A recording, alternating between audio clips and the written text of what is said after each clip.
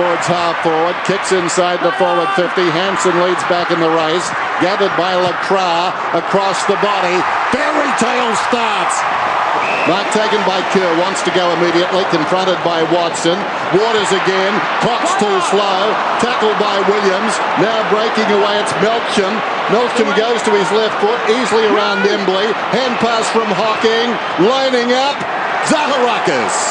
It's a goal. We've got Hansen right where he would take a lot of kicks after practice, right at the dugout. Well, obviously he stays out in the dark. He kicks it right to the opposite pocket. Cox has got it though, and the big guy has kicked an absolute perler. Hocking did well, but hand pass before he hit the ground.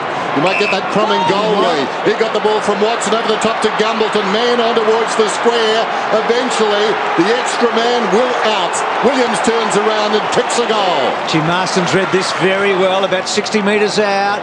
Kicked a full forward over the back. Kennedy had a chance. Fletcher got back. Hooker on hands and knees. Hurley gets down low. Good tackle, Brown. And then on the up, Welsh was terrific. Lovett Murray, they're in trouble. Lacroix kicks the goal. Stay the same. Matt knew it as he started the game. A sense of deja vu there too. Prittis bowled over. Ebert charges in. Going to the ground was Lonigan.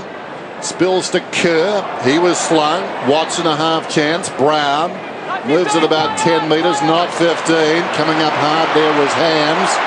Now you hear the roar, you know who had the football. Nat Nui to Ebert. Ebert lines up and kicks a goal. Selwood had to wait and then had a fumble.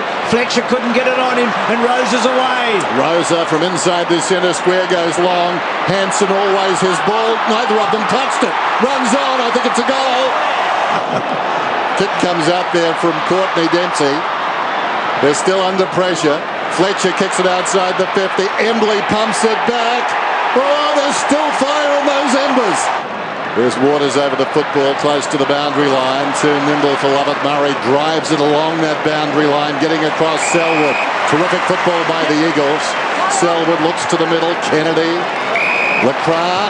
One-on-one inside the 50 spells danger. Pick 37 in the 2004 draft, and 8 of the 10 players taken immediately ahead of him are no longer associated with the AFL. But he's making a stellar career. Kerr looks up, runs his full measure. It's a poor kick. Pushed as he kicked, but he might have done his hammy here. He looks at a lot of trouble. He's almost nodding and acknowledged to the doctor he's done his string there, I think. Not much on up the ground. Slattery, as a result, while he was looking, was nagged. Dyson loses it. Marston comes away. Guess who? Lacroix turns around. He's got 4. Nice kick. Over distance, spots a man. Rosa takes on Remus. Kicks inside the forward 50. Lurking behind Lacroix. Stays out of the contest. Brown to stretch the lead. Kicks truly. 13th goal for the West Coast. Confronted by Marston. Fell at the feet of Rosa. Wendelek gave it to Welsh. Whips it across to Remus. Now here's a long kick.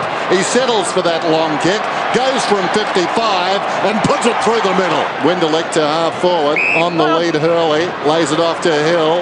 Hill runs to 50. Goes long.